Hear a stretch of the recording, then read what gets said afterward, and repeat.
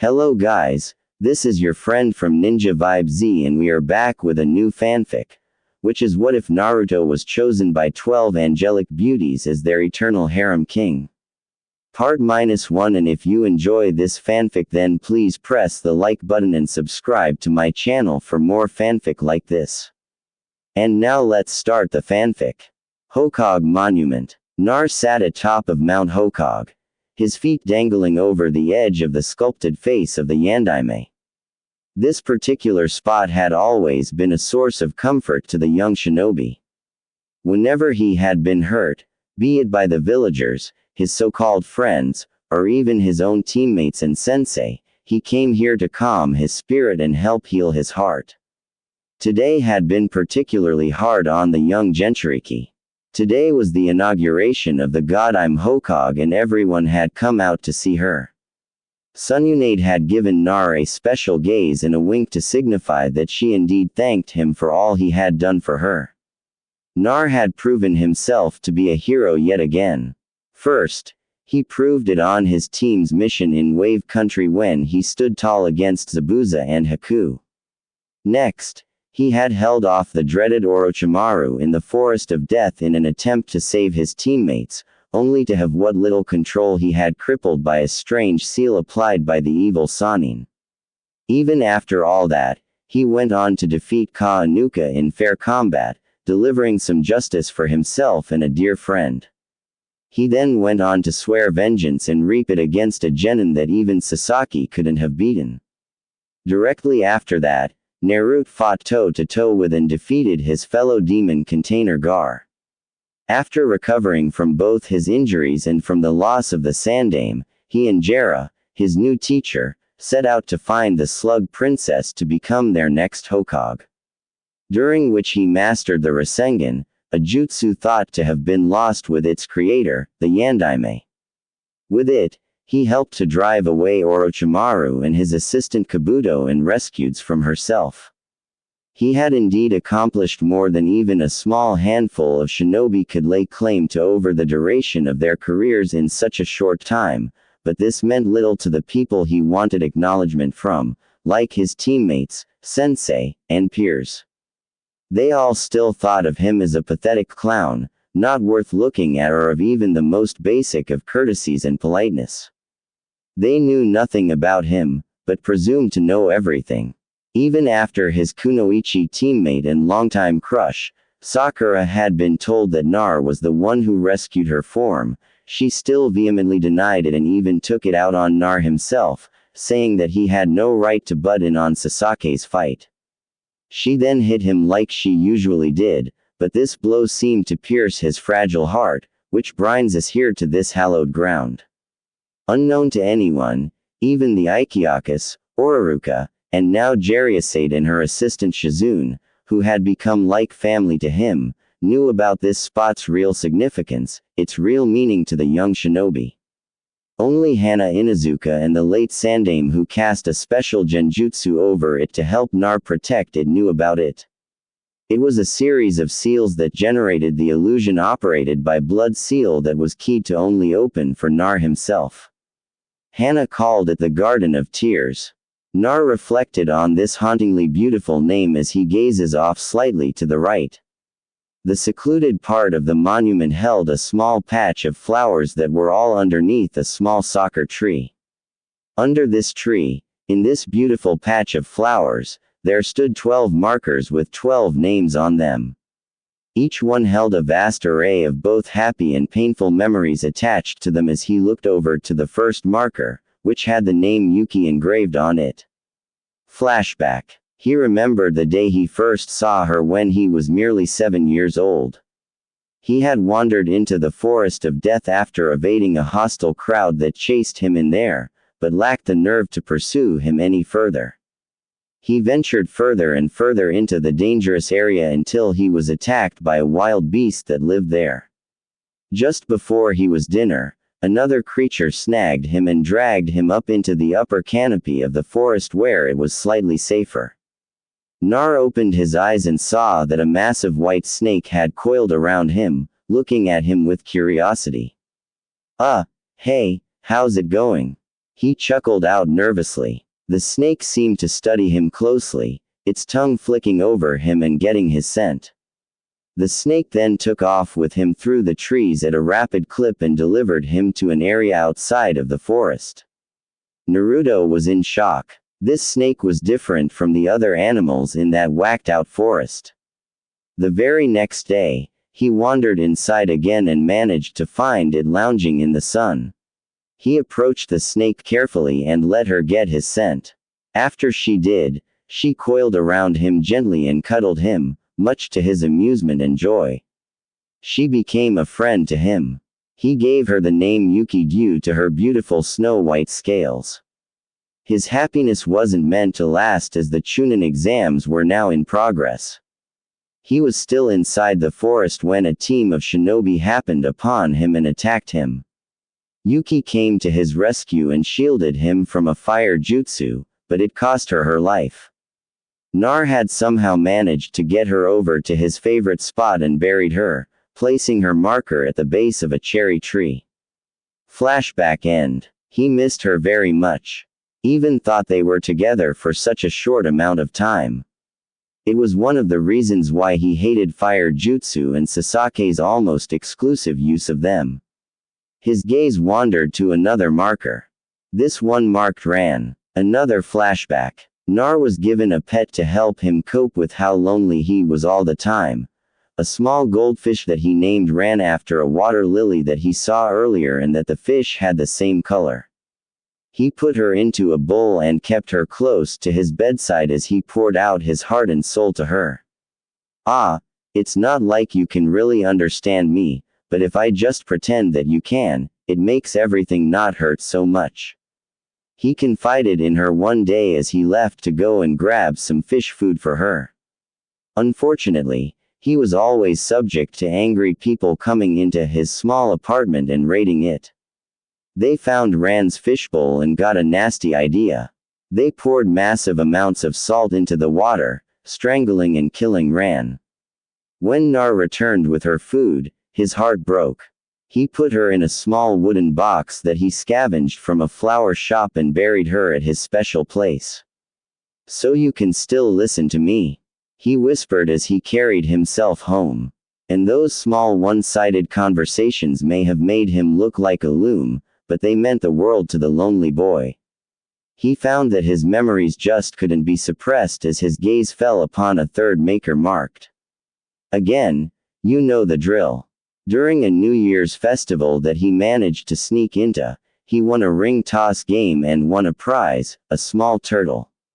Upon thinking of a name for his new companion, he just watched her plod around in a bowl he filled with half sand and water. Finally, it came to the 8-year-old. "Aha, Ami-chan," he declared as he paraded around his small apartment, holding his new friend aloft proudly. He brought her wherever he could, even to the academy. There, she served as a focus for him, helping him concentrate and actually do better for a short time. His upward rise wasn't unnoticed by his peers, especially one Sasuke Uchiha and his pack of Fang girls. He didn't like the fact the dead last was improving at a rapid pace and carried himself so differently. And he sought out the reason why. He found out that it was because he believed his pet turtle was a sort of good luck charm. As a malicious prank, he waited until classes were over and tripped Naruto outside of the classroom, causing him to drop Ami on the floor. Sasaki was quick to snatch her away and dangled the helpless turtle in front of Naruto's face. "What's the matter, Dobi?" he mocked as he flung the small turtle to the ground, expecting a splat, but her hard shell prevented what he wanted. In a fit of rage, he stomped on her, crushing her and killing her before Naruto's eyes. They all stayed just long enough to get a look at the despair on his face as they laughed at and taunted him. Nar scraped up what was left of her and managed to cut class long enough to head out to what was becoming a small private graveyard that was coming to be known as the Garden of Tears. There he buried her next to the others that had brought him brief periods of joy and happiness. Iruka saw what had happened and allowed him to cut class just this once. The loss of a close friend was devastating. And to the boy who had no one, he would never be quite the same again. And Ami was a good companion. She made him feel more normal. He'd still never forgiven Sasaki or Sakura for that to this day. Once again, he was dragged back into his vault of memories as his eyes unconsciously fell upon the next marker to Mommy. Here we go again. While wandering the streets one night in the rain, Nar heard a meow coming from an alleyway. His natural curiosity getting to him, he went to investigate. After a moment of searching, he found the source of the noise. A small cat. The kitten walked up to him and brushed against his leg, asking to be picked up. Nar obliged and took her home with him after he saw that she had no collar. On the way home, he was thinking of a name as he passed a jewelry store.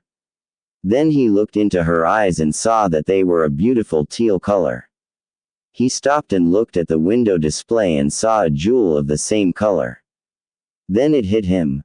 The perfect name for her.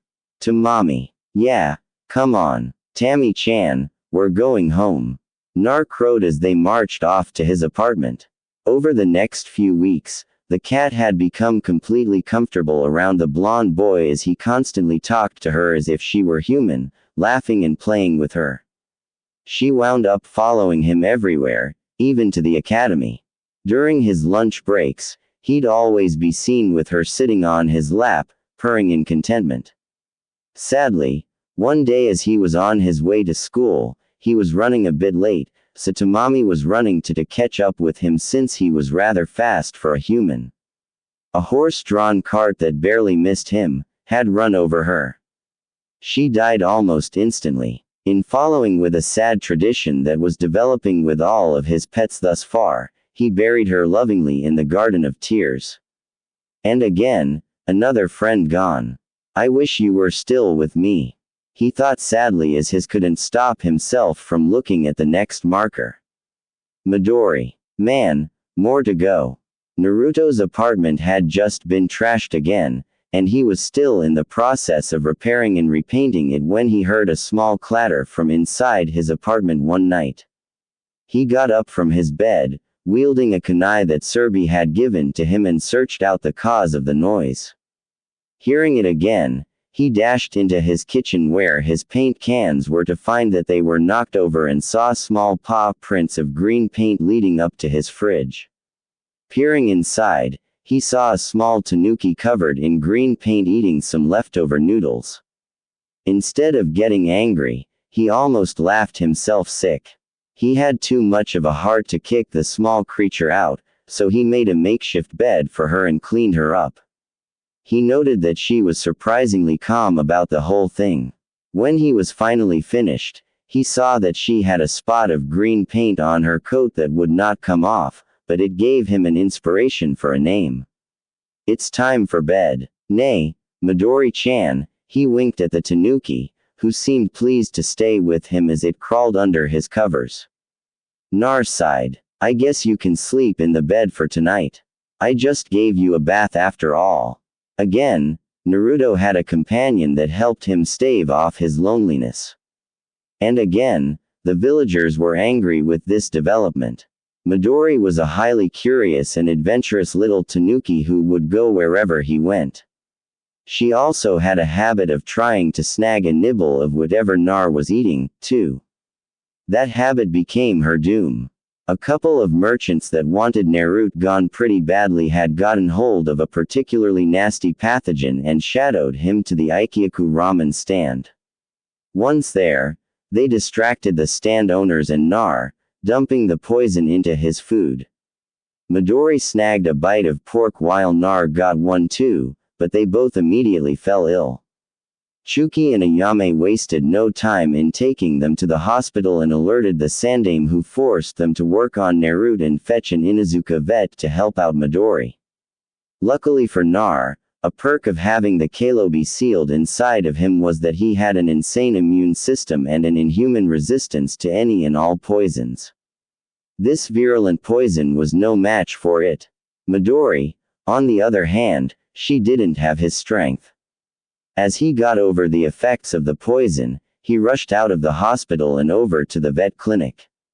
There he was met with a friendly Inuzuka named Hana who was trying to treat Midori, but she had some terrible news for him. Naroke_, I'm sorry, she didn't make it. The vet informed him sadly. Nar moved past her without a word and scooped her body up. The Sandaime put a hand on his shoulder and the two flickered away to his special place and lifted the genjutsu that protected it. Then Nar gave her a silent funeral. Serbi performing a small Doden jutsu that opened a small hole in the ground and buried her gently. From there the old Hokage brought the heartbroken boy home. And again, Midori held a very special place in his heart as did the others. He later went back to the vet clinic and thanked Hana for what she tried to do for Midori from the bottom of his heart. As he left, she sighed as her heart went out to him. Truly, the gods seemed to hate this innocent boy. I didn't think that they could be this cruel. She mused sadly as he left, but he overheard her. There were more deaths of his beloved friends, more sad and heart-shedding separations. There was Nana, a puppy he found and took in. Ruru, a small frog that had hopped into his apartment one rainy day. Mika, a rabbit that he freed from a trap and nursed back to health. Momo, a small monkey that became attached to him during a small hike. Tsububasa, a parakeet that had hurt its wing, and he helped heal it. Kurumi, a hamster that had escaped from someone's cage but stayed with him for some odd reason.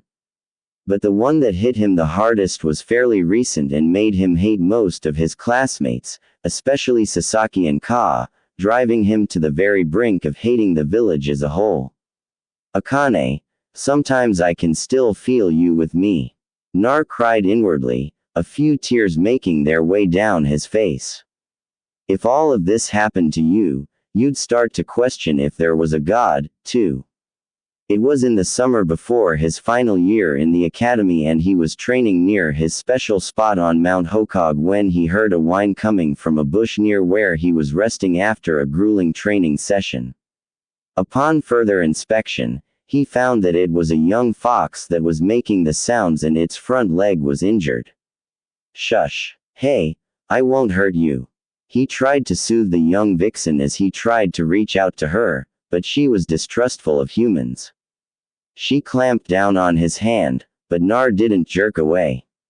It hurt because she had some really sharp teeth, but he held firm and held back his pain. See, I promise I won't hurt you, and I never break a promise. She told the golden-coated vixen. She could see that he truly meant no harm, for she relented and let go. Feeling a tad guilty, she licked the wound she gave him to make him feel better. He responded by tearing off a piece of his shirt and soaked it with his drinking water, wrapping it around her wound. He then stood up and went to sit on top of the Yandaime's head to rest a bit. She followed him out there and sat beside him, nudging him slightly to announce her precepts. They felt a sort of connection to each other that transcended all, just like with all of his other companions. Beautiful sunset, ain't it? He asked, getting a yip in reply. She could feel that something was different about this human, like he was more fox than human with his scent. His scent and feel were both warm and inviting. She just couldn't tear herself away as he patted her on the head lightly and scratched just behind her ears, causing her to move closer. You know, I need to think of a name for you. Mine's Nar Uzuaki. He introduced himself as he continued to think of a name while looking into the sunset. It was breathtaking. It was a symphony of scarlet hues on a grand backdrop. And it was while he thought of the perfect name for her. Akane of the Scarlet Clouds. A beautiful name, nay, he said aloud, grinning at her with a sidelong glance. From that moment on, they were inseparable. Her presence seemed to agitate the villagers even more than usual. But he didn't care, and neither did she. She followed him everywhere, and Aruka even allowed him to bring her to the academy as a nin animal. Many of the faculty members were outraged by this, but the Hokage silenced them quickly. Iruka had his own reasons for allowing it. He knew all too well the kind of life Naruto had led, and he needed all the friends he could get, even if they weren't human. The vixen seemed to be a calming influence on him. As the pranks stopped and he quieted down, he was finally starting to recover from his heartbreak from all those previous tragedies that seemed to follow him around. The villagers took his change as a sign that he was gearing up for something big and sought to stop him before something happened. They couldn't do anything to him without bringing the Hokage down upon them. So, they got their children to do their dirty work for them. It was the day of the Kyobi festival and his 12th birthday. He had long since stopped desiring a big birthday party thrown for him with lots of presents like he'd seen with all of the other kids. Now he just wanted to be left in peace. This night, however, proved that the village was determined to never allow him a moment's peace or a shred of happiness. He had gotten a message to come to a party at the academy. He figured that it couldn't hurt to check it out, but he also let his guard down. He arrived at the school with Ain right behind him. It was dark and no one was around. "I don't like this. Ain-chan, let's go," he told her. But they turned to leave too late as he felt a blow hit him from behind. The last thing he heard before he lost consciousness was the sound of a pain-filled yelp from Ain. He woke up to being slapped across the face by someone whose face was shrouded by the dark. He opened up an eye to see people standing around him, mostly adults, but with kids his age around. He could tell who two of these people were. One had eyes that were an onyx black and the other had a dog perched atop his head, and both had stances that screamed of arrogance. Sashim Ka, what the hell is going on here? Where's Ain-chan? He thought frantically. Where's Ain-chan? What did you do to her? Nar snarled at them, only making them smirk. That little fox _ I'll turn it into a pelt and wipe my with it. I'll give it back to you. Of course. Maybe this will teach you your place, Dabi. Ha laughed in his face as Sasuke stabbed her with a kunai right in her chest, killing her slowly. The last thing she saw was Nar screaming frantically for them to stop and calling for help. Nar felt weak and useless. No, not again. Please, no. The gods can't be this cruel. He cried openly as he tried to crawl over to her body, only for Ka to have Akamaru snatch her from his reach. Hiba and Sasaki along with a few of his other classmates, teachers, and some of the parents began to advance on him until a trio of large hounds blocked their path. A young woman in a Chunin vest and Inuzuka clan markings behind them, ready to fight to protect the boy. If you want to get at this boy, you'll have to go through me. Hannah snarled, her hounds growling at the crowd. Sis, what the hell are you doing? Ka wed, Kea, I'll only ask you once. Return the fox to Narutkin and go home. Mom and I will deal with you and Akamaru later. She told him with cold fury. Akamaru knew better than to argue with an alpha. So Akane's body was returned to Nar, who clutched her while he cried his eyes out. Akamaru, why, you do that? Ka yelled at his nin dog, running at Nar to get the fox back, only to receive a powerful backhanded blow from his elder sister. Hannah glared at him and told him to go home, and he obeyed her reluctantly, only pausing long enough to give Naruto a dirty look. She then turned a sad gaze at the young boy, whose world was once again falling apart. She backed up slowly to him, keeping the hostile crowd in sight as she grasped his shoulder. Once she had hold of his shoulder, she teleported them both away from the area, leaving an angry crowd to be dealt with by the Hokage and his Anu. They flickered into the area where the Genjutsu key was located. Naruto biting his thumb for the blood he needed to release the seal protecting his special place. The woods before them shimmered and revealed a beautiful meadow that had a gorgeous cherry blossom tree in the middle of it, a circle of markers around it. The way the moonlight was hitting it gave it a magical quality. This is so beautiful, Hana breathed spellbound. Nar used a small Doden jutsu that the Sandame taught him to open a small hole in the ground. Wrapping Ain lovingly in his jacket, he lowered her into the hole. And with another small set of hand seals, he slowly closed up the grave and walked away. Hana felt her heart break as she walked out behind him. Nar reactivating the genjutsu. Akane-chan, I'll never forget you or the others.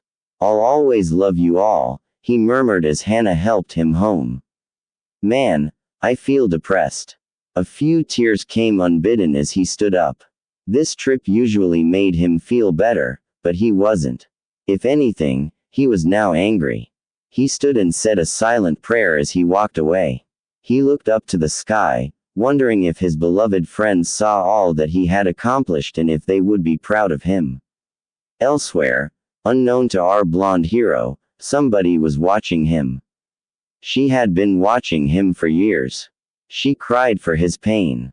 She smiled at his proudest moments. Naruto Uzumaki, your soul is pure and spirit strong and brave. You loved them and saw them not as your pets, but as companions and equals for your heart to be broken so by their passing. You have endured evils that would have driven propel twice your age and experience into madness, but came out of it stronger than ever before. You even saved a fellow Jinchuriki from himself and your selfish teammates from death at the risk of your own life. You, more than anyone, can lead this troubled world into the peace that had eluded it for so long. You, more than anyone I've ever seen, have proven yourself worthy of a guardian angel to help you along your way. I have just the candidates for the job, the woman stated with a proud smile.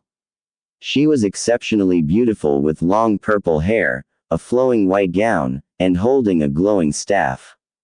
She was indeed proud of the boy and the immeasurable promise he showed and the unconditional love he was capable of. Behind the woman, there were several girls there in robes with halos and wings. The first three stepped forward.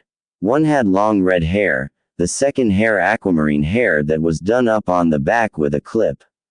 The third was shorter than the other two, her brown hair done up in a two-bow. We are ready, Megumi-sama. The tall red-haired girl stated. I shall get things started then. The now identified Megumi-sama replied as she disappeared in a flash of white light. Konoha streets. Nar took his time in getting back to his apartment. He simply saw no need to rush. Even thought it was raining. He could see others under umbrella and huddling under awnings and inside shops as they waited for the rain to pass, but didn't really care. It's not like anyone was waiting for him, right? As Nar was passing through one of lesser tread paths, he decided to stop and dry off a bit under an awning. As he crouched down, he sighed as reflected on his day thus far. Man, I hate to sound like the temp, but my life is just so, he thought before someone finished for him. Unlucky, a voice called out from nearby. The voice's close proximity rattled him as he whipped out a canny from his sleeve and slipped into a defensive posture. Next to him was a table with a crystal ball and cards with a cloaked woman sitting there. What the hell? She wasn't there before, he thought as he took in this new person. Your teammates treat you as a nuisance. Your sensei treats you like a burden and your peers think of you as a pathetic clown. The villagers believe you to be a vile beast. She stated Nar was really not liking this. The truth was bad enough, but a stranger popping up out of nowhere and telling him the obvious was really grating on him. Thanks a lot, Captain Obvious. I really needed to hear that after the day I've had, especially from some insane stalker, Nar muttered sarcastically. I can see everything without moving from this spot. Your female teammate cannot accept the truth that you rescued her from Suni's Ginuriki and grew quite violent with you. I know that since the Sandame died, your stipend has been completely cut off and with no missions, you are hard put to even eat. Even the Gotham is powerless to help you right now and the Toad Sage is currently away on business. She told him as fact. What the hell? Who are you? How do you know these things about me? Nar demanded. This wasn't funny in the first place, but now his hackles were beginning to rise. Something was very wrong here. Your life has been harsh and sad. She told him suddenly, snapping him out of his anger, but back into his depression. The woman saw this. She drew a card from the table and held it up. But things will change. Luck will come, she declared. Luck, right, and tomorrow I'll be Hokage. He retorted and shook his head. He turned to run off, but the woman managed to slip a scroll into his pocket. It glowed with a blue light for only a brief moment. She held up the card she had been handling and flipped it over to reveal an angel. From now on, Naruto, luck will come to you, she said as she vanished in a flash of light, leaving no trace of her ever being there.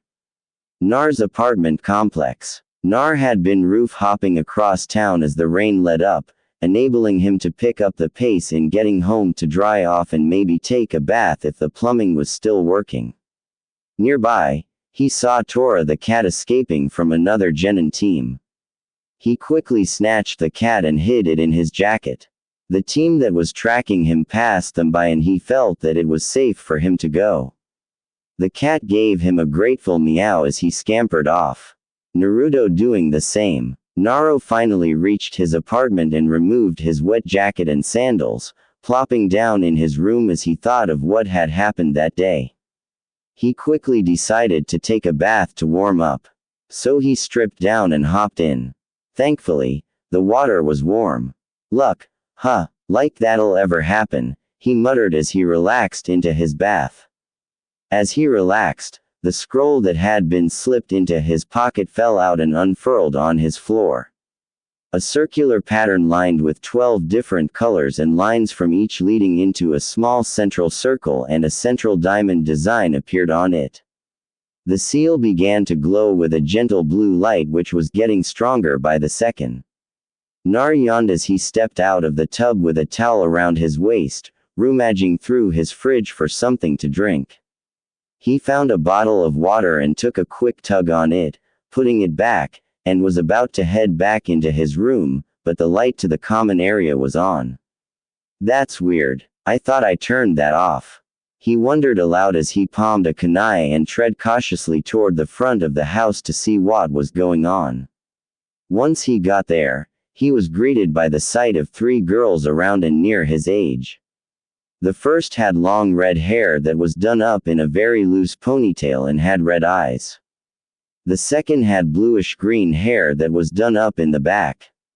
The way it was done reminded him of that psycho exam proctor.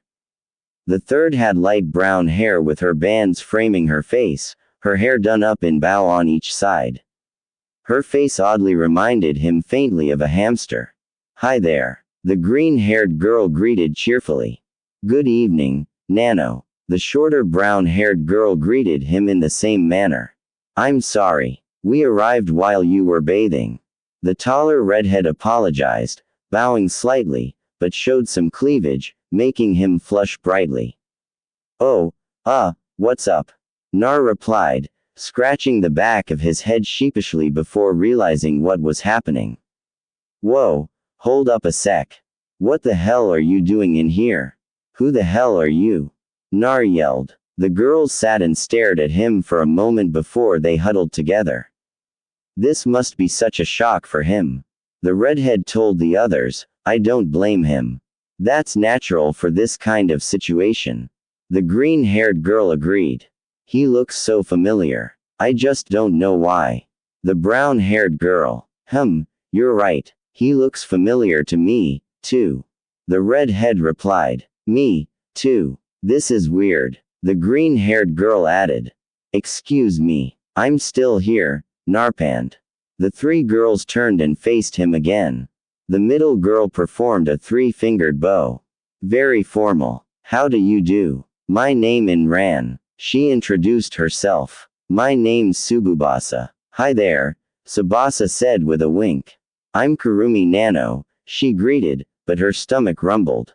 I wish you something sweet though, she moaned. Nar looked like he was about to blow a fuse trying to figure this out. Wait, who are you all? Come on, joke's over, he said. Ran fielded this question. Well, we're guardian angels. We've been sent by the goddess to bring you good luck.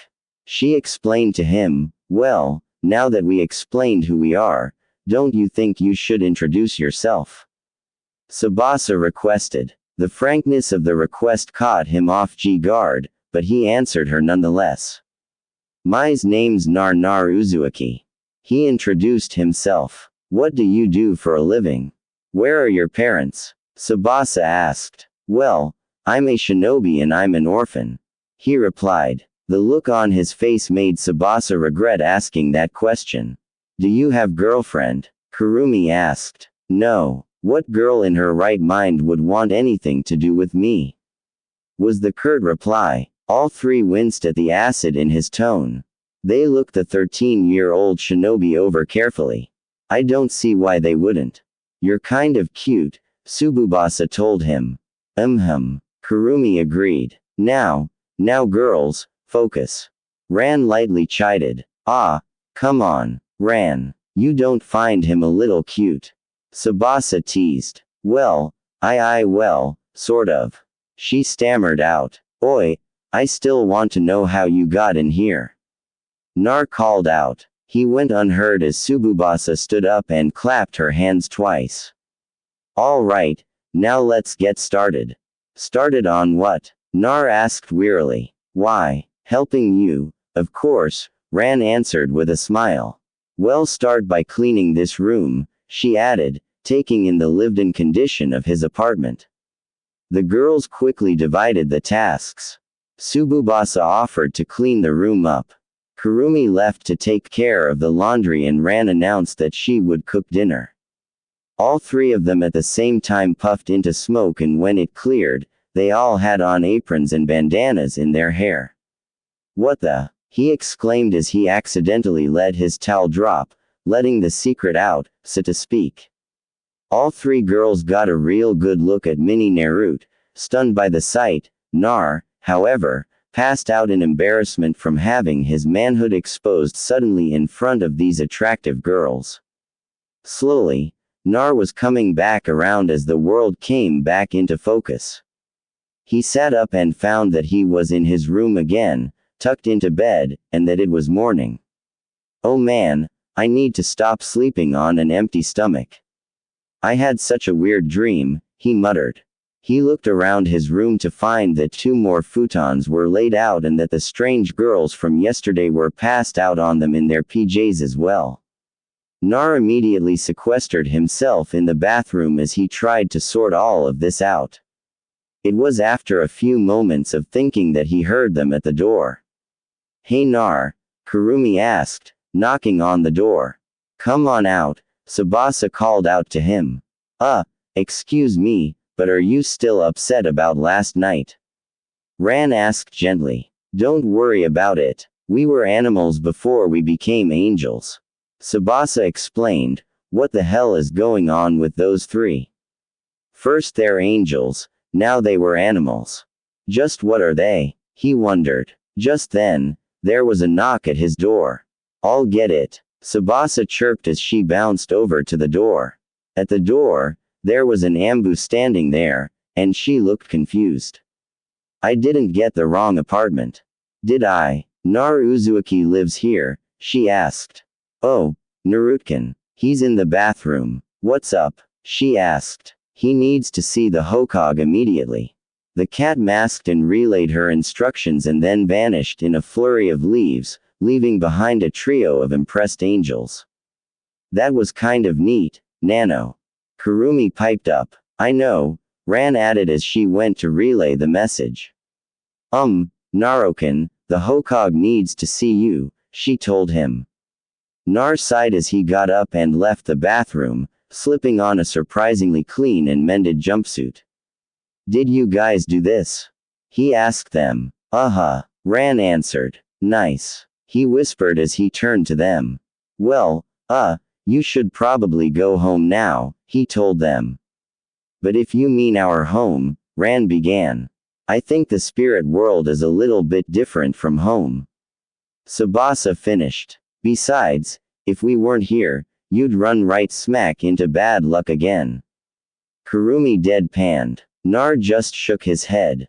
Anyway, everyone has to leave before I get back. Thanks for all that you did before though, he replied as he left for Hokage Tower. The girls all giggled to each other as they decided to shadow him through the village Konoha streets. Nar was walking along to the tower when he noticed that he was being tailed by someone. He looked back and noticed a shock of red hair poking out from behind a sign. He groaned out, frustrated. He decided to lose them. So he leapt onto the rooftops and continued form there. Whoa, he's pretty fast. Tsubasa remarked. Now how are we going to follow him? Kurumi scanned the skyline and spotted a tall tower at the center of the village with the kanji for fire on it. That has to be where he's headed. Let's go, she told them as they took off for the tower as well. Nar passed by a bridge that spanned a small creek as the girls made to follow him, but stopped to catch their breath. Man, he's really fast, Tsubasa commented in between gasps of air. He sure lost us pretty fast, Kurumi added. If only he could dump his bad luck just as quickly. Tsubasa said as she looked back at Ran only to find that she was petrified with fear. Ran, what's wrong, Nano?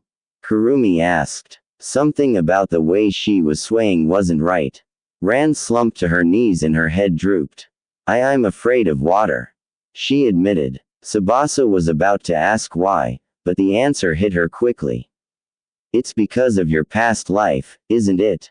She asked gently. Ran simply nodded her head in acknowledgement. What were you in your past life? Tsubasa asked again, looking for more pieces to the puzzle. I was a goldfish, Ran told them silently, but they were unable to hear her. What? We couldn't hear you, Nano. Kurumi asked. A goldfish, she repeated louder this time. What? They asked at the same time, puzzled. Ran continued on to explain. One day, while my master was out, some mean people came into his room and poured salt into my bowl. I didn't even get to say goodbye to my master. He would talk and talk with me even though I couldn't reply to him. I loved him so much. Ran explained to them, but Tsubasa stopped her. Don't try to remember anymore, Ran. He sounds like a wonderful master like mine was, she replied. Ran shook off her fear and set herself straight again. I'm fine now. Thank you. That's okay, Nano. I'm glad I'm not the only one. Kurumi confided with a smile. Hey, me, too, Tsubasa added. The three girls caught their breath and continued on to the tower. Finally, Kurumi caught sight of their errand ward climbing the steps up to the Hogue's office. There's Nano, Kurumi exclaimed, pointing him out. Come on, girls, let's go. Ran rallied them as she and Kurumi ran onward. Tsubasa had hung back for a moment to stare nervously at how the staircase that led up to the Hogue's office wrapped around the outside of the building. Tsubasa, come on, let's go. Ran shouted from the other side of the bridge. Tsubasa reluctantly followed them. Hokage Tower. Nar walked up to the door to Sununade's office and pushed it open in his usual manner. Oi, Ba-chan, what's up? Nar asked of his leader and fellow blonde. It's useless to reprimand him for something he's been doing for years. She sighed in defeat as she addressed the young genin. Naruto, listen, I've been kind of worried about you lately. Kakashi tells me that you constantly give your team the cold shoulder, especially Sasaki and Sakura. This just isn't like you. Is there something wrong, kiddo? The confused woman asked of him with honest concern. Nar grimaced at the mention of his so-called team. They were the last people he wanted to talk about, but he couldn't give her the same treatment. He relented and told her, I guess I'm just tired. I mean, I'm always doing all of the work on that team, but they treat me like a disease. I even brought you back to heal the temp and temp sensei, but they still don't believe me. Do you remember what I told you on our way back to the village? Nar replied with a question of his own. Sununade sighed once again as she remembered what she'd both heard and seen. She tailed Team 7 one day and saw what Naruto was talking about. They treated him like a burden, even though he almost always handled things himself. Ever since she took up the office and from old files, every client outside of the village had a glowing opinion of the young blonde. Her old friend Yori, boss of the Wasabi clan from Port Dagarashi, had nothing but praise for the boy, admitting that he would be watching his career with great interest. Suna expressed interest in him due to how he defeated and changed their Jingariki from a cold-blooded monster to a calm and caring person. The countries of Wave and Snow declared him a national hero, with Wave naming their bridge after him and Princess Koyuki of Snow requesting to buy him from Konoha to be her personal bodyguard for an absurd amount of money. But she had to decline. He was Konoha's ace in the hole against any enemy Jinchuriki as well as the Yandaim's legacy. Also, even if she wouldn't admit to it, she didn't want him to leave because she would miss him too much, leaving an empty gap in her life. Once again, he truly is one of the most underappreciated people I've ever met. The dead last top rookie and Kunoichi combo has been a real curse. I should really consider changing that around. She mused as she replied to Naruto's question. Yes, I do remember that. I wish there was something I could do about it, but since you didn't make Chunin and there aren't any available slots open on the other teams, my hands are tied. Just hang in there, kiddo. With how you performed at the last exams, you're a shoo-in to get promoted next time. Comforted, but there was still something bothering him. She'd known him long enough, as well as paid attention to his habits to know when something was wrong. Just as Naruto was making to leave, Sununade stopped him again. Naru-chan, wait, she called out, using a private name reserved only for him. Hi, he asked. There's something else, isn't there? You can tell me, she told him. He knew he could confide in her, Shizune, and surprisingly Jiraiya about anything, which was why they knew so much about him in the first place. Well, yeah, there is. You see, he started as he explained the past 24 hours in great detail. Was confused, I guess, would be the best way to put it. These three unknown girls who just showed up out of the blue without the Ambu or anyone else finding them first, but instead of any hostile or malicious actions, they clean his apartment, do his laundry, and cook dinner. Man, when this brat gets lucky, he gets lucky. There was no halfway with this kid.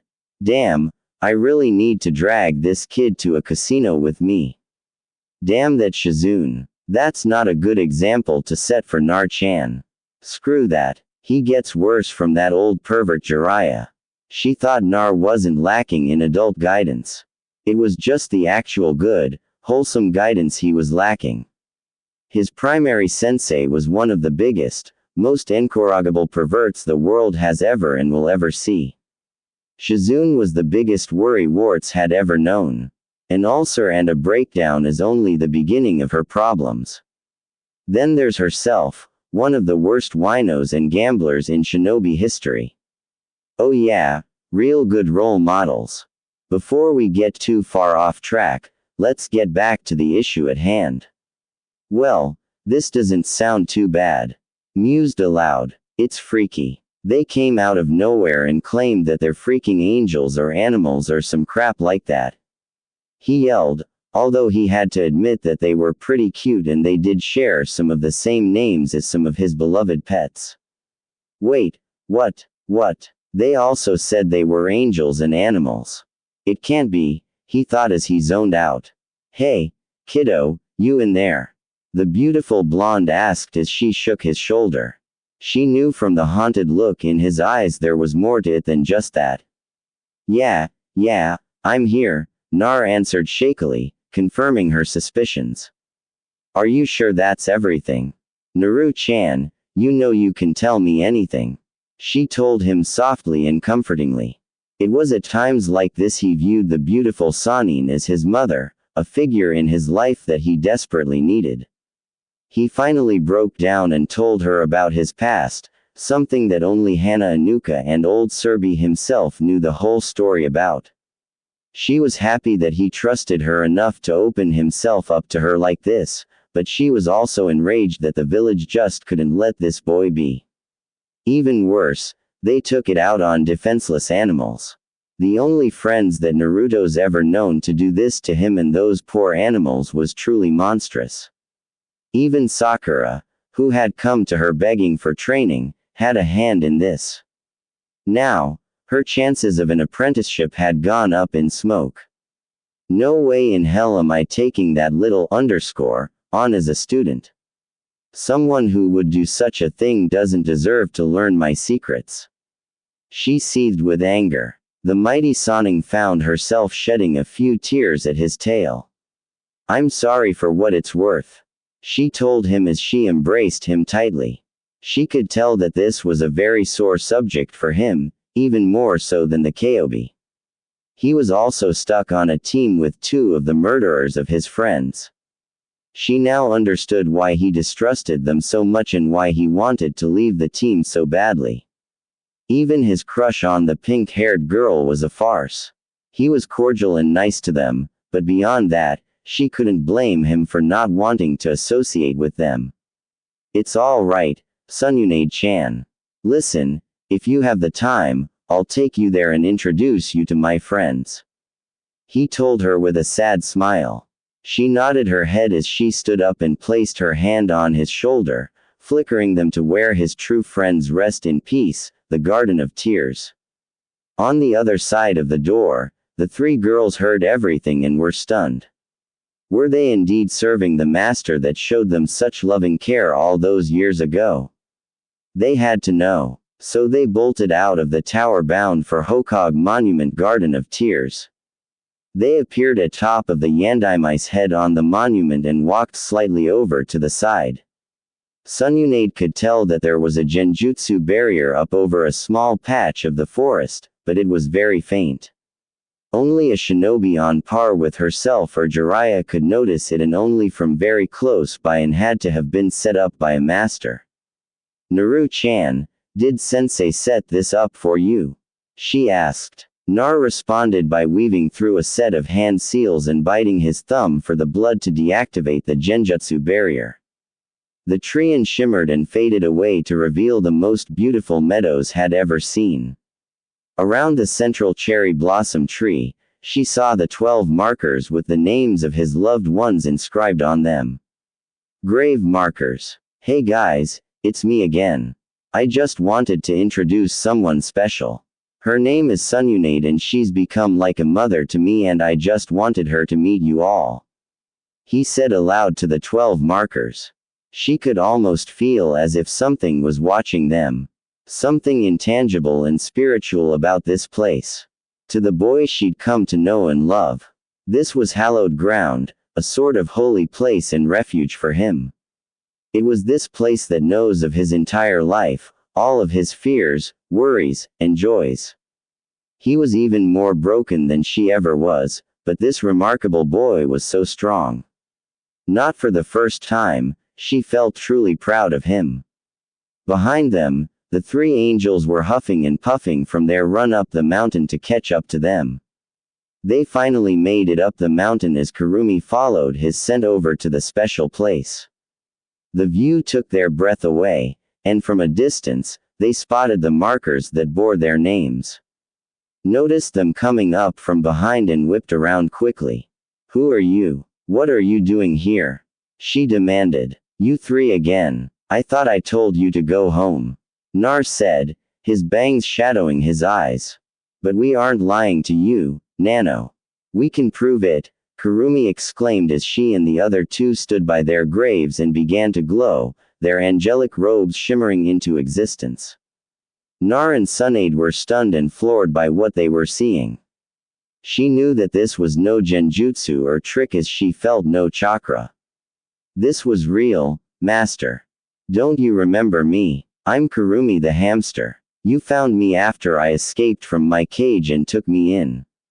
I loved you so much, Nano. She told him happily, touched that he still remembered them all so fondly. I'm Tsubasa the parakeet. I hurt my wing, but you took such good care of me. She told him of herself, opening up the floodgates of his memories even more. And I am Ran the goldfish. You won me at a festival and would always talk with me even though I couldn't reply. You also took such good care of me and I missed you so much. She told him, tears in their eyes. Nar stood ramrod straight. It is them. They came back. Please, Cammy, let this be true. I missed them all so much. He thought, his eyes screwed shut as he tried and failed to stop his tears from flowing freely as they rushed in to embrace him. He hoped that this wasn't all just a dream, that he wouldn't just wake up alone again like so many wonderful dreams had ended. Are you really back to stay with me? He asked, his voice small and light. Yes, we are. We've come home to you, master. We will never leave your side again. Ran answered him as she and her sister angels embraced him with their own arms for the first time. With all of the stress finally falling away from him, he succumbed to sleep on the spot. He hadn't had a good night's rest in many years, maybe this would finally help him recover. Sat off to the side, smiling. That boy has a lot of positive karma that needed repaying somehow, and I guess that this is a start. If he believes them, that's good enough for me, she surmised as she stood up and walked over to the group. The girls didn't know who she was, as she wasn't in their master's life yet when they died. Ma'am, who are you? Ran asked. She could guess that she was special to her master somehow. If she wasn't, then she wouldn't be here. My name is Sununade, and I am the leader of this village, the god I'm Hokage, she answered with a easy grin. What are you to master anyhow? Tsubasa asked, cutting right to the point. This woman was indeed beautiful, but a bit too old for her master in her opinion. I am his Hokage leader and commander. But she paused, getting in closer to the three girls. Don't tell anyone this, but I see him as a son. The child I never had the chance to have, but always wanted. She explained to them. It all made perfect sense once the blonde woman finished her explanation of her relationship with the boy.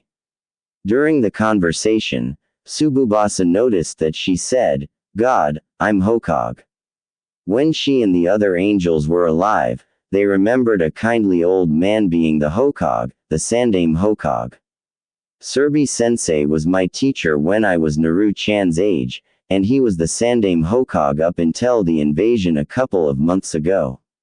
You see, he fought with and was killed by a traitor named Orochimaru, but managed to repel him and his forces.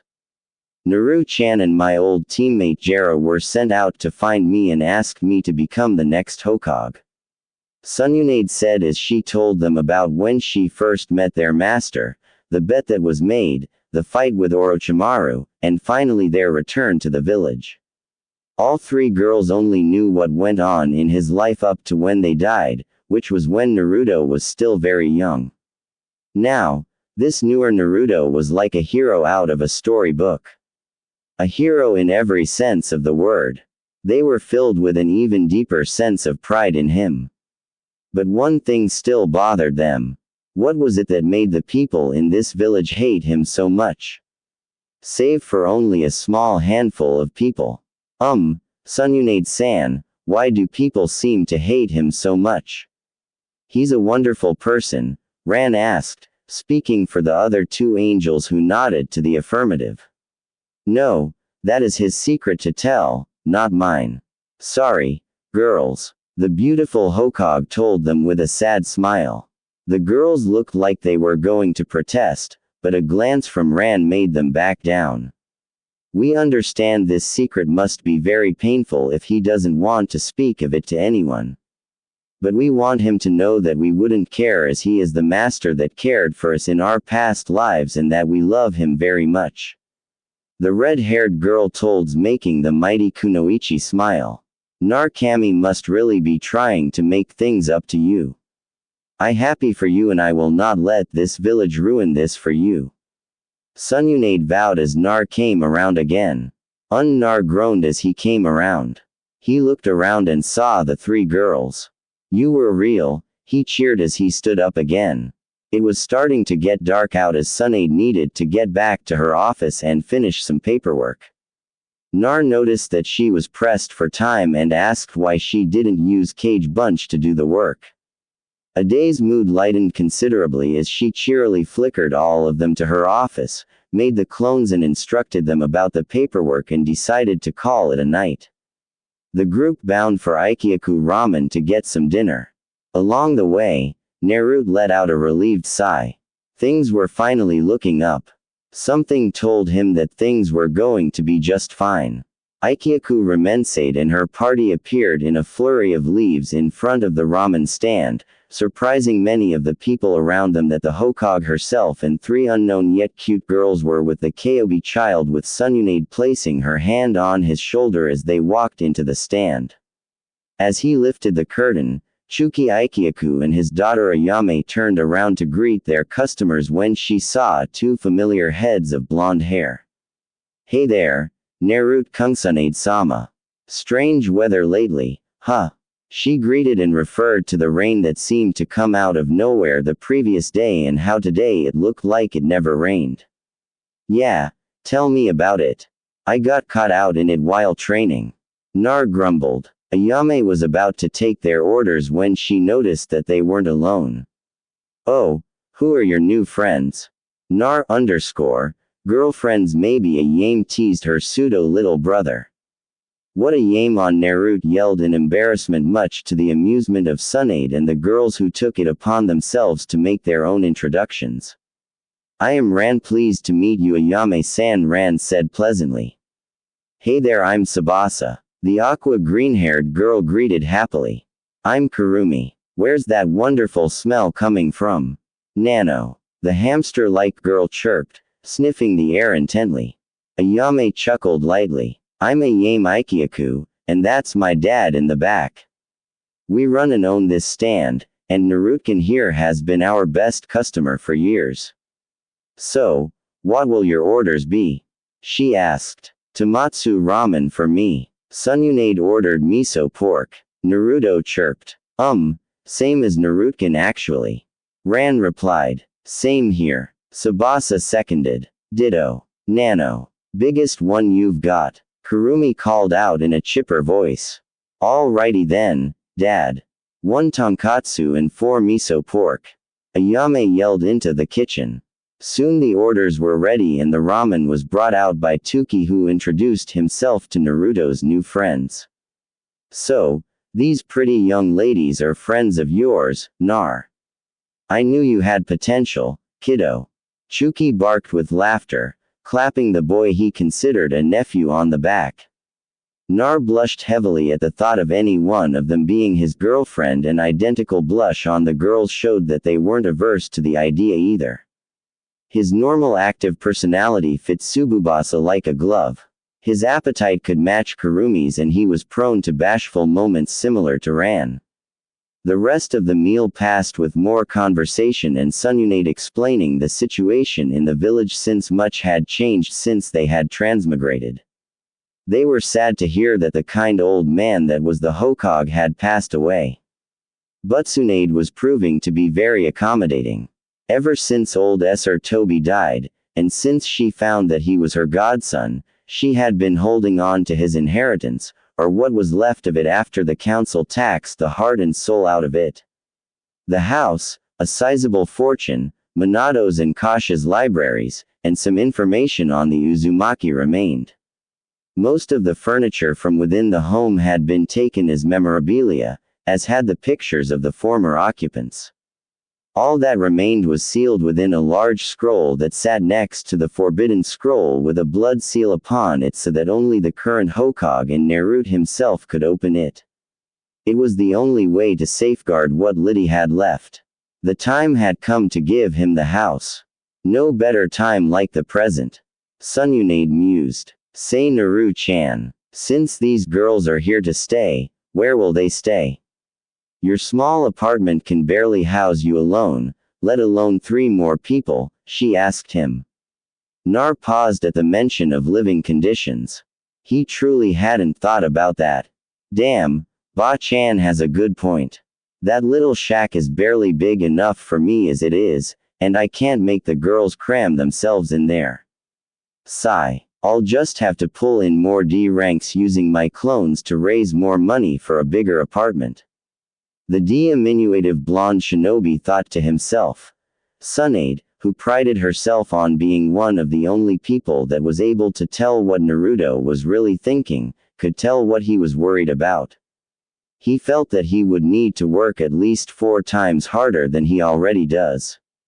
He practically carries his team and nearly trains himself into a coma daily. The poor kid would work himself to death if I let him. Not that his team or sensei would really care. I don't know where he thinks he'd find the energy to pull in more missions to finance a new apartment, but I won't let him do this alone. It's time he got another part of his inheritance. He's more than earned it.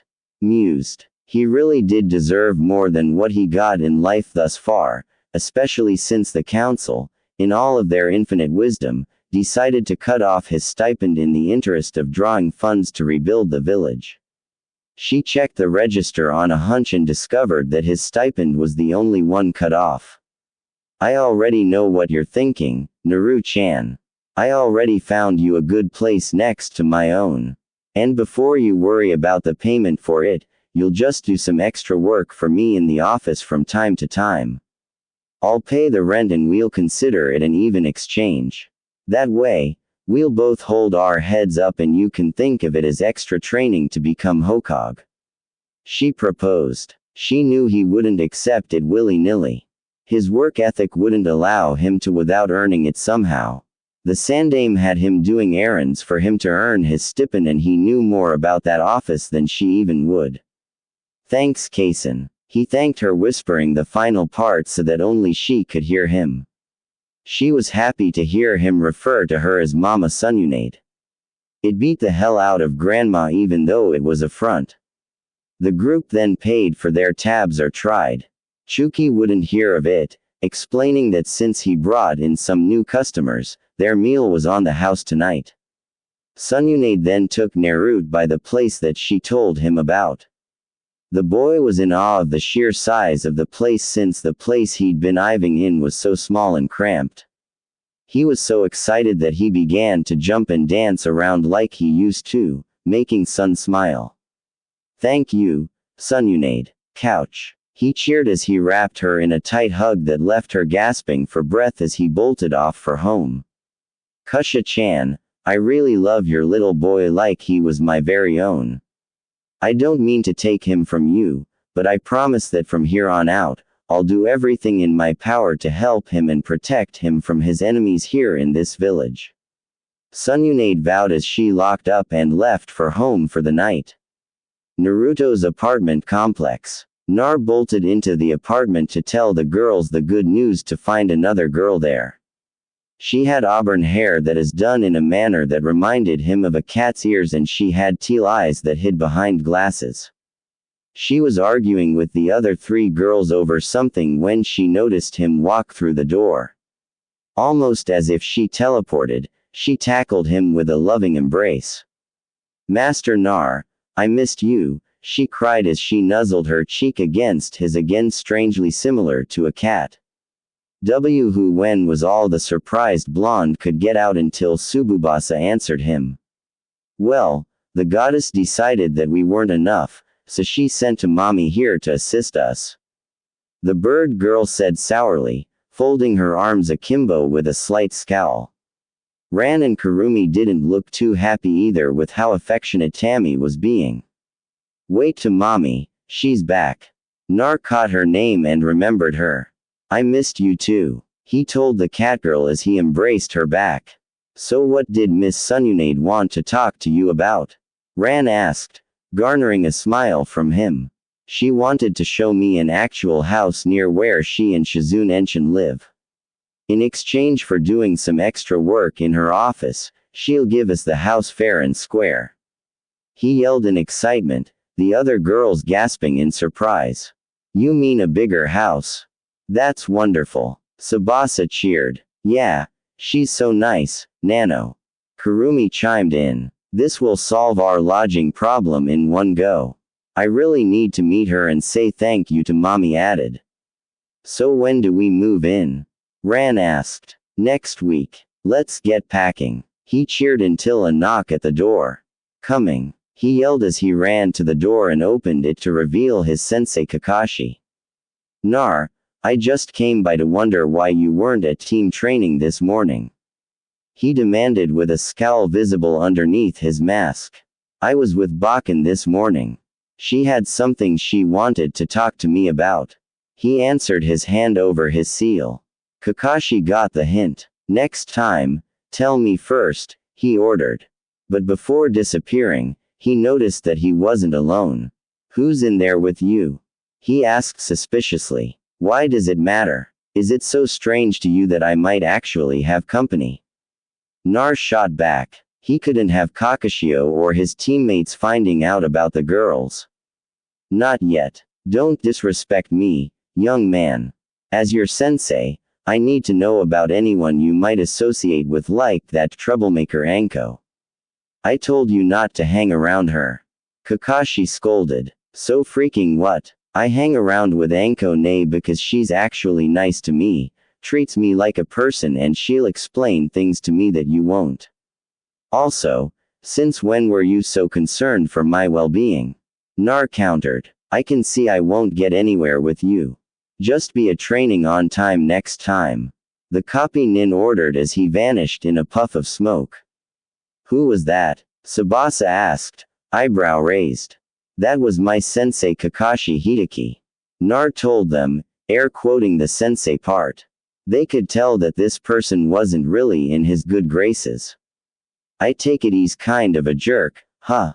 Tamami asked. That's an understatement, he muttered before getting back to the subject they were on before, the new house. A few days later, the girls woke up in the morning to find that Naruto had already left for training with his team. But Master didn't even have breakfast yet, Tomi exclaimed. I know. So, let's take him some to wherever he is, Nano. Kurumi suggested. The girls quickly cooked up a small breakfast, much to Kurumi's disappointment, and were out the door with a full bento box for their beloved master. The girls realized that they didn't know where training ground number 7 was. So, they asked the first person they saw, a girl with a blonde ponytail that was walking out of a flower shop. Training ground number 7, it's down that way. Ino told the group of girls as they thanked her as they ran off. As they left, she noticed that they had a large bento box with them and she was adding 2 and 2 together, but somehow got 5 instead. Wait a minute, they're carrying a bento to Sasaki-Kan's training ground. They can't be going there for that Baka Naruto, so they're more fangirls. This can't be good. A couple of them are older and prettier than me. She yelled as she tore off out of the shop after them. Training ground number 7. Nar was locked in a sparring match against Sasaki, who was using his sharing to read his every move and intercept him. The match was set up for taijutsu only. So that meant that Naruto couldn't use his Kage Bunchan to make up for what he was lacking in. It was true that he was training himself into the ground when not with his team and that Jiraiya showed him a trick or tip every time he was in town, but he just didn't get the constant instruction Sasuke got. And Jiraiya made Naruto figure things out for himself, saying that he would be better for it if he did. His weight training was going along nicely, and even though he wasn't nearly as fast as Lee, he was still plenty quick and he could make stuff up on the fly. Not having a real style to use made him hard to predict even for the sharing. Not to mention that he had so much chakra and it was so dense. He made Sasake's vision hazy. Kakashi noticed that and wouldn't have his favorite losing due to something like that. He ordered Nar to put on chakra-suppressing bracers to keep his chakra from messing up the Sharingan. Once he did that, Sasaki had no trouble tracking him and beat him soundly. "Che, you're such a loser," Sasaki drawled as he spun on his heel and strutted off to sit down and brood some more, his little cheerleader right on his heels while Kakashi gave a disgusted sigh. "What on earth was that, Nar? Are you even trying?" he scolded. "You try fighting the Temp's Sharingan with your chakra sealed and see how you do." Nar muttered. "Don't talk back to me. I don't think your punament was heavy enough if you still have the energy to have such a smart mouth. Go do more laps around the training area. I have actual students to teach," Kakashi told him callously as he turned to go pamper the emo more. "Stupid _ Naruto growled as he got started on his laps. Things have been going from bad to worse since they returned from the mission in Tea Country. Sasaki was even more of an unbearable _ Sakura was more of a _ than ever before, while Kakashi snubbed and punished him at any given opportunity. The idea of making Shunin and leaving this godforsaken team sound like paradise to him.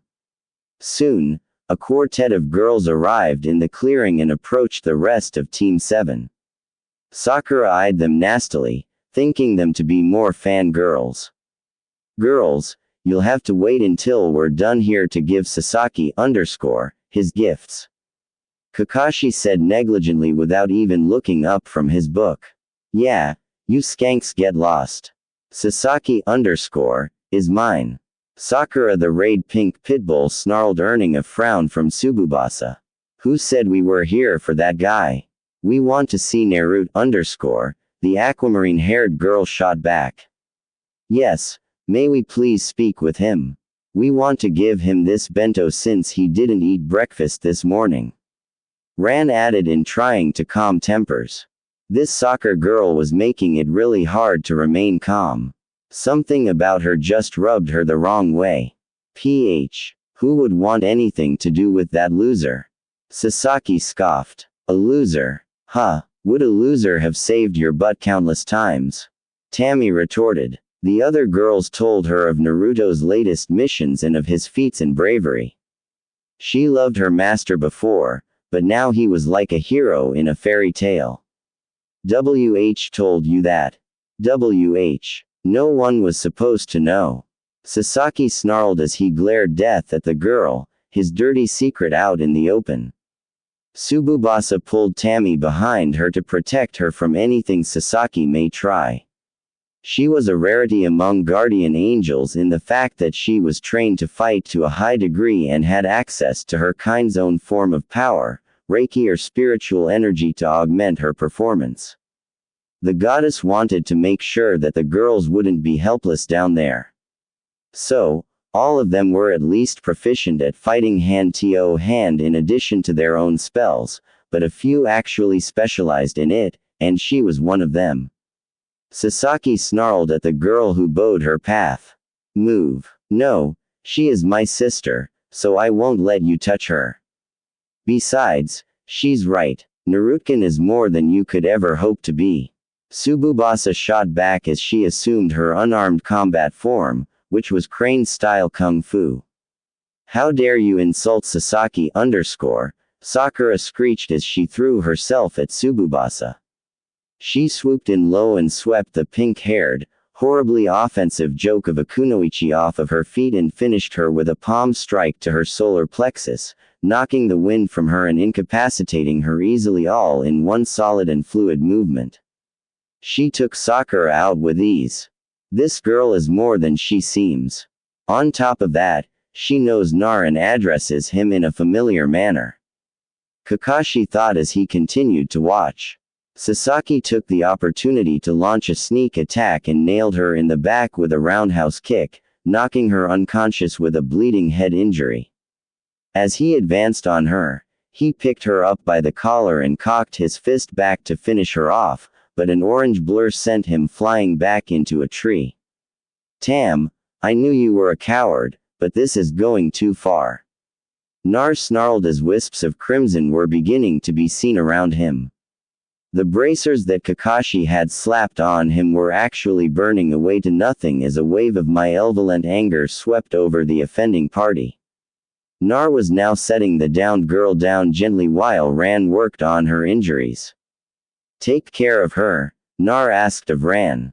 "I'll do whatever I can, Narone," Ran answered. Ran was another type of angel. She was a medic and healer more than a combatant. "Nar, what do you think you're doing?" Kakashi demanded harshly, protecting a friend. "Something you and these two jerks wouldn't understand." Nar shot back at him. "Stand down and stop using that thing's power right now," he ordered. "Shut up, Hideki. I was trained to use this power by my real sensei. He was the one that taught me the Rinnegan." Nar growled at him as he turned to the girls. Kakashi took a moment to process that information. Only one person could have taught him that. "Jiraiya," he thought, "he is not your sensei. I am. Stop wasting Jiraiya-sama's time and I will not have you tarnishing the memory of the Yandaime with you using his jutsu. I forbid you from ever using it again," he ordered again. "Piss off, temp," he retorted as he loaded Tsububasa on his back, made a squad of clones to do the same with the other girls and took off, glad that Tsububasa was unconscious for this or she would freak out. Kakashi would have gone after him, but went to check on his favored student and only student in his mind. "Nar is becoming too powerful. I didn't even see him move when he took out Sasaki. And due to those seals I put on him, I couldn't sense him. I need to do something," he thought as he made a clone to carry Sakura and picked up Sasaki, taking them to the hospital. In the bushes nearby, Ino had seen the whole thing and was just weirded out by it. She couldn't wrap her mind around anyone actually admitting to talking to Nar, let alone wanting to be around him. She left the training ground comforted by the fact that they didn't seem to be competition. Hogue's office. Sununade had just finished with another huge stack of paperwork. And now she was reached for her sake stash so she could take a quick tug while Shizune wasn't around. She was busy enjoying the peace and was planning on helping Nar move or at least hiring a genin team to help him and be there for a small party when the door flew open unceremoniously. "What the hell?" she yelled, ready to dispense some pain when she saw who it was. It was Nar and the girls. But what worried her was the fact that Tsububasa was unconscious on Naruto's back and said boy was both worried and pissed. "What happened?" she nearly demanded. If someone found out about them and tried to attack them, she'd show no mercy. Nar explained what had happened at the training ground earlier with the girls filling in the rest. As Naruto wasn't there for all of it. By the end of the explanation, Sununade was ready to strangle Team 7, but kept her priorities in sight. "Give her to me. I'll take over," Suan commanded, pointing to her couch. Without hesitating, Nar sat her down carefully on the couch and kept the girl's back. Noticed that her head wound from when she hit the tree was already healed and she was just suffering from the concussion. "Who healed this? This is excellent work," Sunade murmured in appreciation. "That would be me, Lady Sununade," Ran answered calmly as she stepped forward. "Tell me, what other kinds of specialties do you angels have besides healing and fighters?" Asked of the eldest angel. "Well, as you now know, Tsububasa-chan is a fighter and I am a healer. Kurumi-chan is a tracker and Tammy-chan is a caster and all three are of the intermediate rank and I am of the senior rank. Angels climb in rank according to ability and their age. However, it is possible for a young angel to advance to the senior rank early if she the goddess believes she is ready." Ran replied, "This goddess, she's your leader, right?" Nar asked. "Yes, she is the goddess of the animal spirits and the guardian angels, Nano. She was the one that gave us the chance to return to you, Narutkin. She told us that she had been watching your life since the day you were born and decided that you earned the right to have us return to him since you cared for us more than life itself." Kurumi said, fielding the response. This time, Sununade processed this new information as they awaited the feisty bird girl's reawakening. They aren't so helpless after all. That's very good for Nar. I actually kind of proud of this girl for taking that Haruno girl to the cleaners like she did. I sounds like she might be at least hygiene with her fighting if she took Pinky apart so easily and doesn't play around if she did it so quickly. This girl Ran sounds like the kind of girl I could take as my apprentice. She has the talent, a kind and nurturing nature and the drive to learn. However, can they use chakra? She wondered for the healing that you used. Did you use chakra to heal her? Requested again. No, we angels come from a spiritual realm and as such we use spiritual energies or Reiki. We use it the same way that you use chakra, I believe. Ran answered. That would make sense. Then I can teach you after all. Sunady smirked at the crimson-haired girl. Teach me. Why and what? Ran asked puzzled. My girl, I'm not only the Hokage because I'm strong, but I'm also a medic, possibly the best in the world, and I've been looking for another apprentice for some time now.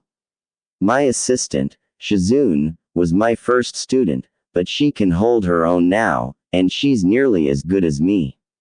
If you all like, I could teach you how to defend yourselves better, Sunady offered. The girls were all stunned.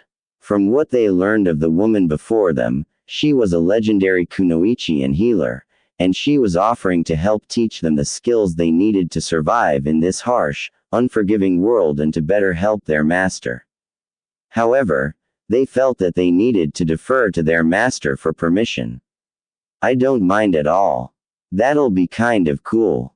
Ba-chan's really tough, and she cleaned my clock with only a flick of her fingers.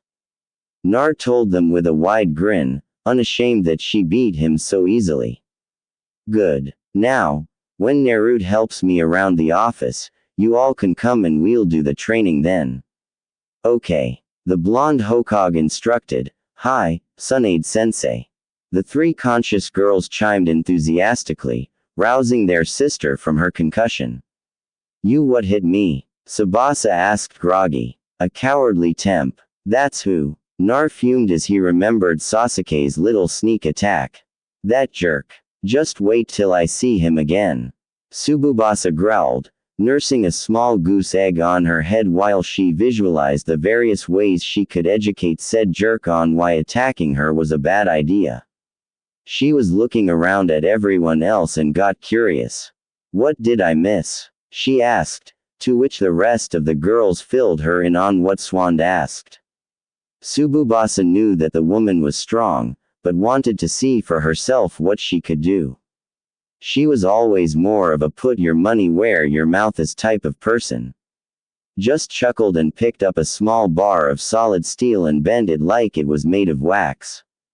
Next, she dragged them all outside of the tower and punched the ground, making them all fall on their asses in the crater she made herself. Wow, I believe you now, Tsubasa said in a vacant tone, much tossed amusement. I kind of like this girl, she thought as she stretched her back again, showing off her impressive figure unintentionally, making the girls eye their own chests with a sigh. Haha, don't worry, you girls still have time to grow. She chuckled good-naturedly, easing their embarrassment. Nar was a little lost in what they were talking about and asked what was so funny. The response he got from his Puo mother figure made him blush from his toes to the very tips of his wild blonde hair. Oh my, I didn't know you were such a pervert, Naru-chan. Maybe Jiraiya's beginning to rub off on you. She teased the boy who vehemently denied it in a heartbeat. And no, I am not like that raging pervert. Nar defended, jutting out his chin in defiance, causing the Lady Hokage to let out a big belly laugh and the girls to giggle. Enjoyed moments like this when she could just forget about having to be the Hokage and just be herself. She loved sharing it with the very people who knew the real her and still loved her for it. Like Jiraiya, Nar, and Shazam. They were her family. And now these girls were being inducted into their small family. It all wound down as they found themselves back inside her office and were preparing to go home when Kakashi and the rest of Team 7 entered the office. "What do you want?" asked in annoyance. "Lady Swan, I am tired of Naruto constantly and openly disrespecting my authority. He went out and sought training from Jiraiya without my permission and learned a dangerous jutsu from him that I feel he is too immature to wield. Now he brought his little friends over to team practice today and that one pointing at Tsubasa maliciously beat up Sakura Haruno without provocation." Kakashi informed the Hokage, who was unmoved by his little speech. "Yeah, that green-haired freak insulted Sasaki and sucker punched me. I don't know why anyone would like that annoying baka or even stick up for him when Sasuke is around." Sakura screeched. "Really? Is that so?" Haruno asked in a dangerously calm tone as her eyes narrowed. She was really looking forward to dropping the bad news that her bid for apprenticeship died a horrible fiery death. "Yeah, tell her Sashkun." The rabid mongoose of a female human yelled to her crush. That annoying chick got what was coming to her, but the Dobie hit me from behind like a coward. He knows that he could never beat me and he'll always be a loser." Sash sneered. The girls were ready to pound them into paste, but Swan held them back with a glance and a wink. "So, if I refer to the footage from the security camera at the training site, it will jive with what you're telling me?" asked, knowing that she had them on the ropes. She was counting on them being arrogant enough to try and prove her wrong. They foolishly agreed, and the footage played from where Naruto first showed up at the training ground and the events that went on from there, ending at where Naruto left with the girls in tow.